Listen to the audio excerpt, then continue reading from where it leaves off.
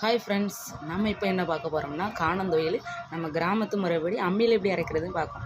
முதல்ல கொஞ்சம் வத்தல் ஒரு 4 வத்தல் கிட்ட எடுத்திருக்கேன். உங்களுக்கு உரைப்பு அதிகமாக தேவைப்படும்னா நீங்கள் கொஞ்சம் கூட வத்தல் வச்சுக்கலாம். வத்தலை ஃபஸ்ட்டு நல்லா மையாக அரைக்கணும். அதுக்கு கூடவே நம்ம கல் உப்பு சேர்த்து அரைச்சோம்னா நமக்கு சீக்கிரம் அரைப்படும் பார்த்துடுங்க. அதுக்கப்புறம் நம்ம என்னென்னா வெள்ளைக்கூடு வச்சு சேர்த்து அரைக்கணும். வெள்ளைக்கூடும் கருவேப்பிலையும் சேர்த்து வச்சு அரைக்கும். அந்த வத்தலும் அரைக்கும்போது அப்பப்போ லேசாக தண்ணியும் விட்டு அரைங்க, ஈஸியாக இருக்கும். அதுக்கப்புறம் கொஞ்சம் புளியை அதையும் தண்ணியில் கொஞ்சம் கோவர போட்டுக்கணும், அப்படின்னா அரைக்க நமக்கு ஈஸியாக இருக்கும் பார்த்துருங்க. அதுக்கு தான். அதுக்கப்புறம் 2 துண்டு தேங்காய் ரொம்ப சேர்க்காமல் கொஞ்சம் மீடியமாக சேர்த்தா தான் நல்லா டேஸ்ட்டாக இருக்குது பார்த்துருங்க.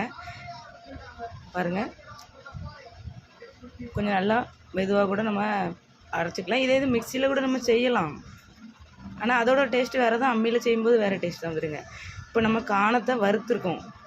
முழு காணம் கருப்பு காணத்தை வறுத்து அதோட தொலியை எடுத்துட்டு அந்த காணத்தை நம்ம சொலகுல போட்டு புடச்சி சுத்தப்படுத்தி வச்சுருக்கோம். அதை தான் இது கூட சேர்த்து வச்சு நம்ம அரைச்சிருக்கோம்.